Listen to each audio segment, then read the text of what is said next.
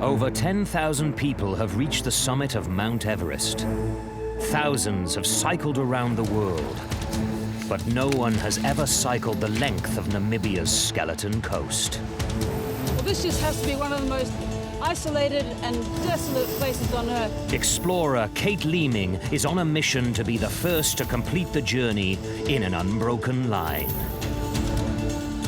And I can't wait to explore this remote corner of our planet.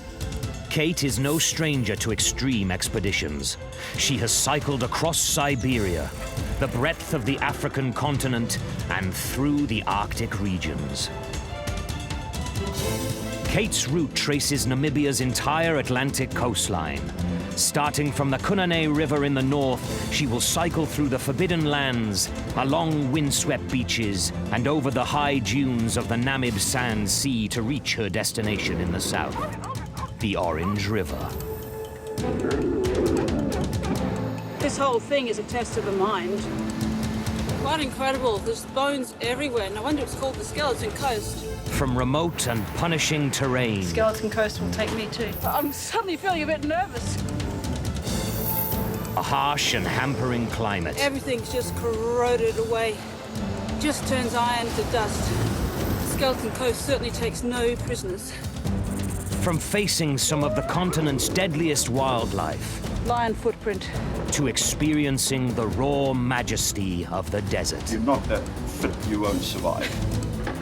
Life here is really not easy. This ambitious 1,000-mile journey down the spine of the Skeleton Coast will push Kate beyond anything she has ever experienced before. So far, Kate has battled fierce conditions. The wind is just way more severe today. Come face to face with desert-adapted lions, and had a life-threatening experience in the desert's high dunes. We seem to have lost Kate. My body, my legs especially, more and more tired. It's all about energy management.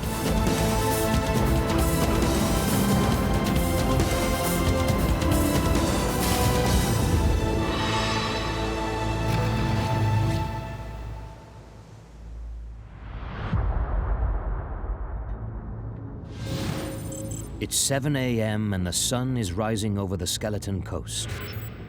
Fortunately, the high tide did not send waves surging through the camp as the team feared it might. Kate's decision to camp here turned out to be the right one.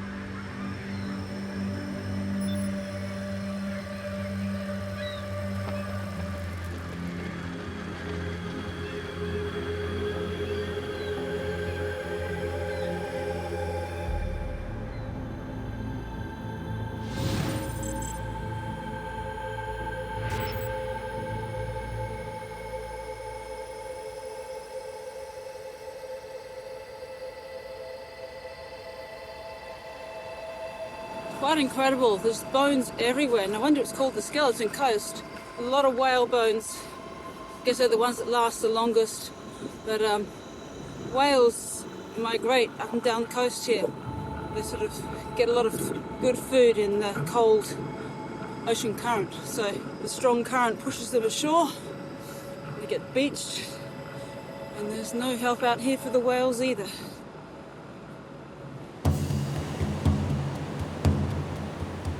Sometime this afternoon, a new guide, Simon's going to be joining us.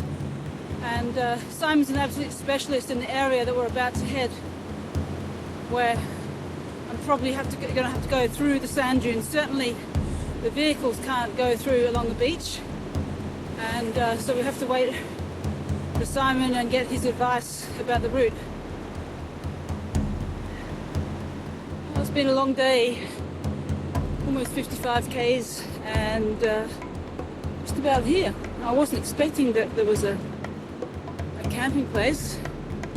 Anyway, there's no one else there but us. So I might even have a hot shower. Before heading into the big sand dunes, Kate needs to fix the weak link in her bike, the torn rubber seal on the universal joint. And a tiny bit of sand's already got in. There's just nothing we can do about it. The idea, right? We'll trim this later, but that has got to fit tight around there without scratching the paint off. So I'm trying to think if we can open it maybe a little more without breaking it. Ah, see? Just watch the cable. Cable tail. But it mustn't touch this. That okay. So maybe cut here? Here. Not too much because no sand. Oh, okay, so yeah. a little bit first, and we go more if we need. Okay. Yeah, just. Well, let's check it and see how it spins. Yes. Right. Okay, that's good. Yes, good. That's very good. That's as good as we got to get, I think.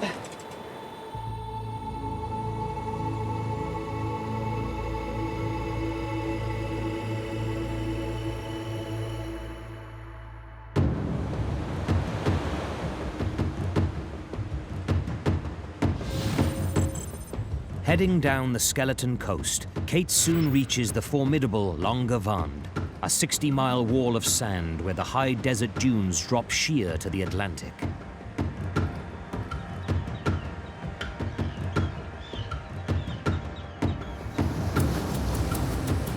Cycling amidst this astonishing natural landscape has its own challenges. We've had to wait for the tide to start going out this morning before we could start. Because you couldn't drive through here otherwise. With the incoming tide, it is no longer possible to continue along the coast. Kate is forced to turn into the desert and needs the help of the region's experts to navigate through the dunes. Yeah, I don't know. What were you thinking? So like now I'm thinking of bombing through there, a little valley there, Right. with the line of the transverse dunes. Where? It's kind of all over the place. Yeah. So the general, So we're there, obviously. the general run is like this. So if we can look into like this valley, and then you'll see here, it starts widening up. It's not this crazy stuff. It's bigger, flatter areas. The further inland you go, the wider the valleys become. And then instead of running east-west, they start running north-south.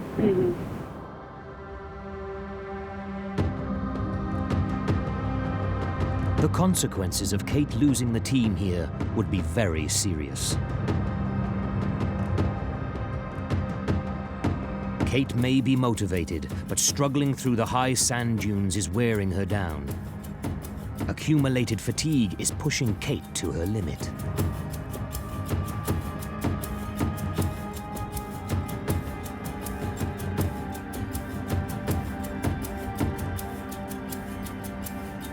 The whole thing requires so much power. So yeah, sure, I can push up one sand dune, I can push up another, but to do that all day long is just really hard. This is the biggest challenge probably of the whole journey.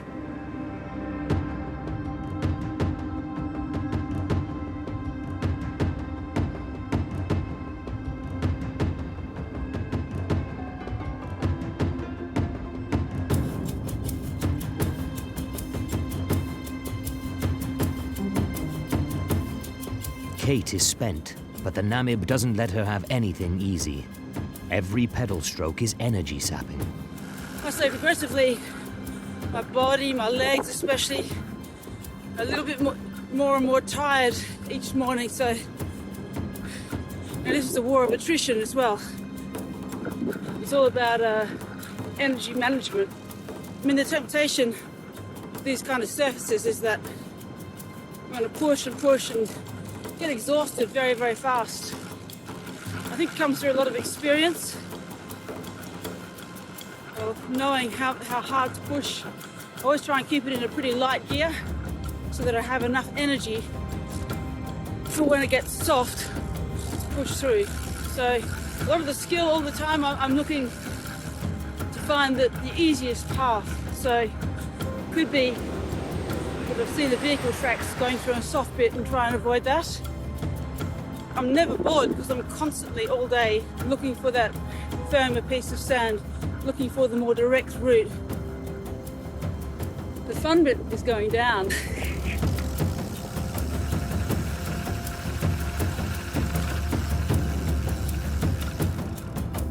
Oh man, not quite.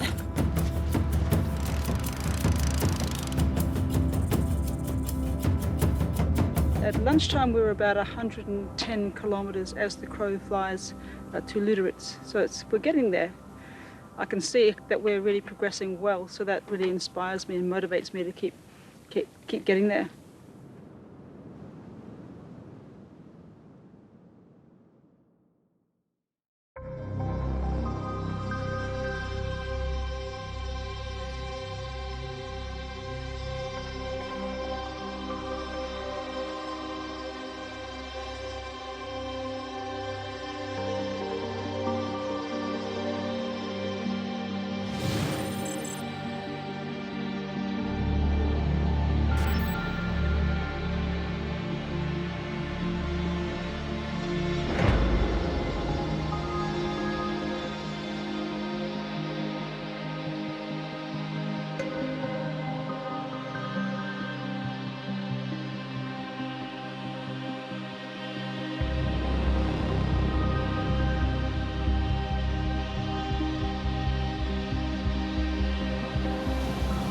At last, Kate and the team are able to return to the coast. But it's not long before they find themselves facing a series of new challenges.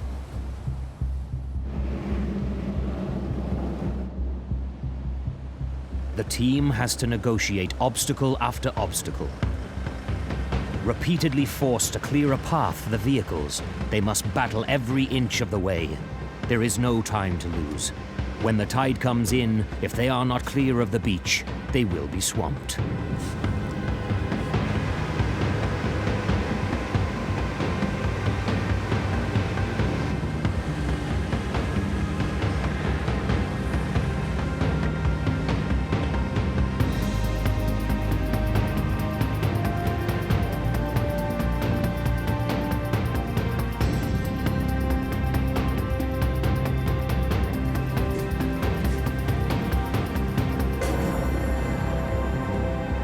In this remote and treacherous region, just like the shipwrecks of the Skeleton Coast, broken down vehicles are doomed, never to be recovered.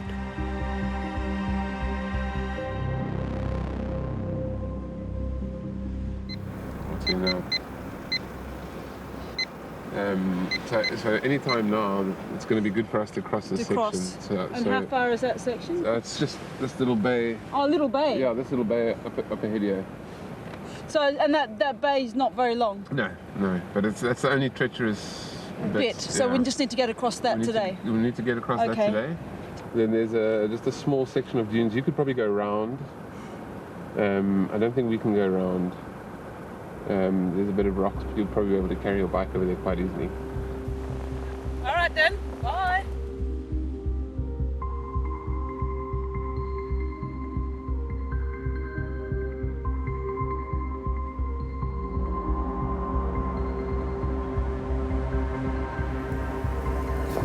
As the team decides to go over the bay, Kate is taking a route around it which has its own risks. It is a race against the tide.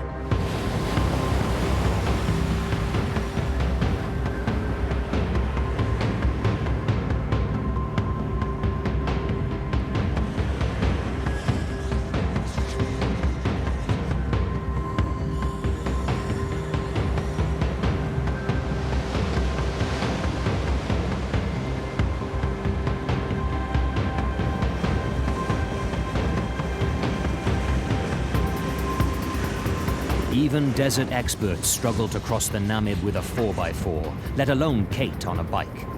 On more than one occasion, it is touch and go as to whether they will make it.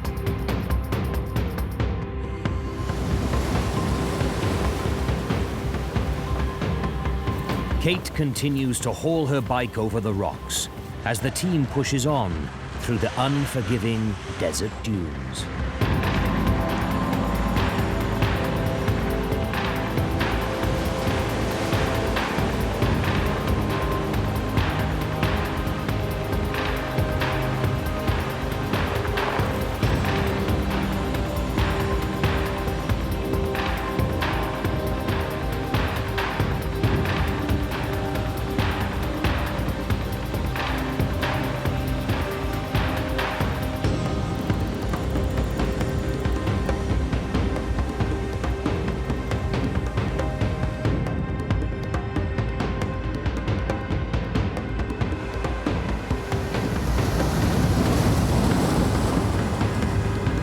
wild desert coastline is relentless. Being constantly sandblasted day after day is grinding down Kate's resolve.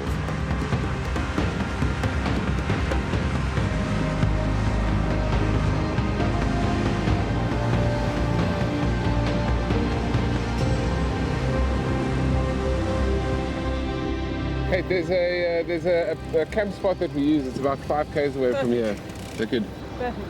Yeah, Yeah. 5 k's, and then it's about a k in just over a dune ridge, and then we're down. That'll do us. Sounds good. Okay. You know, yep. Okay, good. You can go and Go. set up.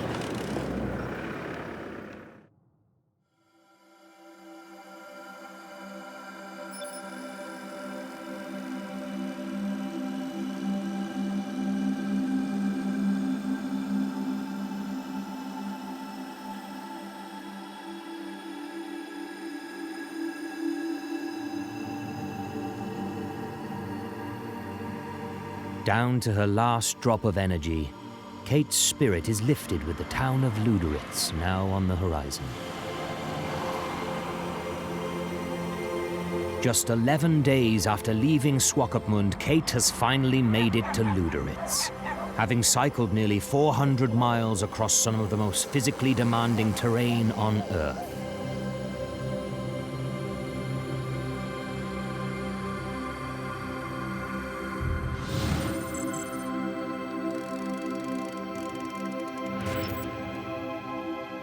In 1883, Luderitz became the first German settlement in southwest Africa when a Hamburg merchant, Adolf Luderitz, persuaded the German government to place the territory under German protection. In 1909, following the discovery of diamonds nearby, Luderitz enjoyed a sudden surge in prosperity. Today, its rock-strewn harbor serves as the center of its fishing industry.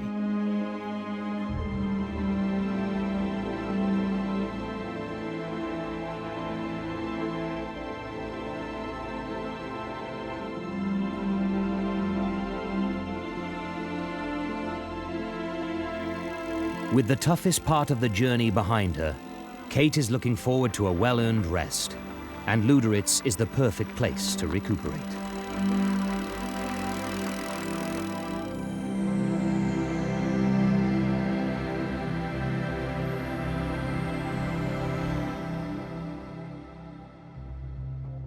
"10 miles east of Luderitz lies Kolmanskop ghost town. In 1908, during construction of the railway, diamonds were discovered here. Immediately, a 170-mile zone to the south of Luderitz was annexed by the German Empire for its own exploitation, and German miners rushed to settle here. Driven by the enormous wealth of the first diamond miners, the residents built the settlement in the architectural style of a German town. The town started to decline during World War II as the diamond field slowly depleted, and ultimately it was abandoned in 1956.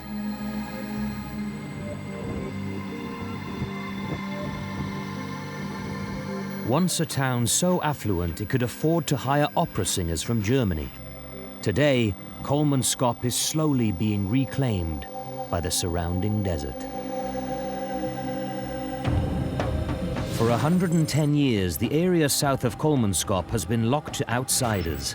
No one has been allowed to enter unless they are strictly working for the diamond mining company. It has taken Kate many months of negotiation to gain access to the Sperrgebiet forbidden area.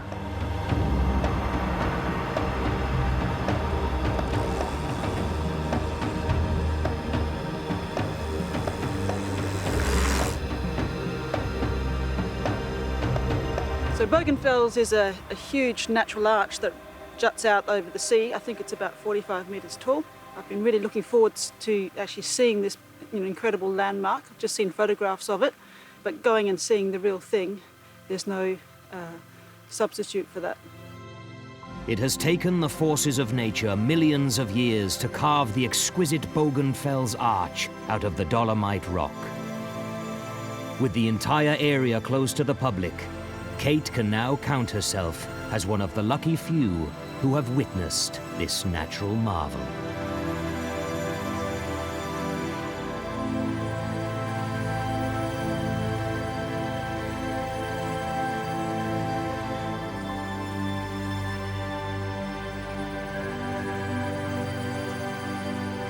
You know, this has been an amazing expedition. There's been so much day after day after day pushing towards the finish line, and that should be tomorrow.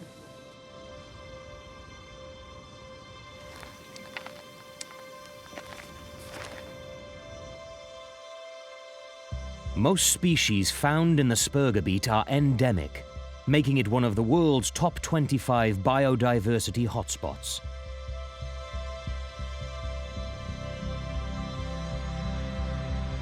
Strict security measures have meant the entire region has remained virtually untouched by humans for over a century. Plants and animals have adapted and thrived in this pristine ecosystem.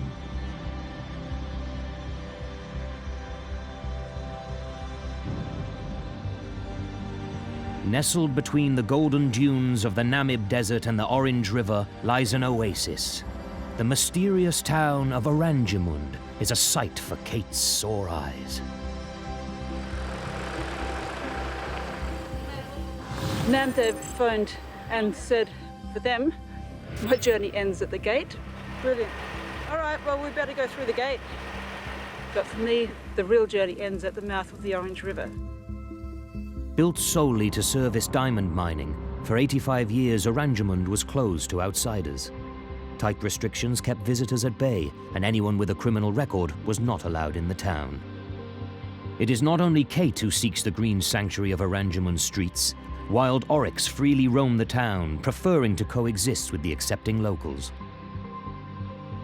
Open to the public since 2017, Oranjemund's immaculate streets are a testament to a proud community, eager to welcome visitors and shine a light on what is Namibia's best-kept secret. Now that mining operations are scaling down, the citizens of Oranjemund are free to leave. But they are choosing to stay and enjoy the region's wonders, to diversify and to write an exciting new chapter in the town's history. So on the trip we've been seeing oryx out in the wilderness, and they're always so skittish and frightened of us running away in the horizon. But look here.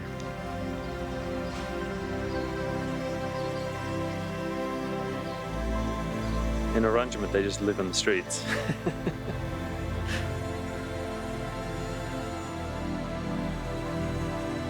Having the finish line in sight is a relief and allows Kate to soak up the spirit of this fascinating town and its rich history.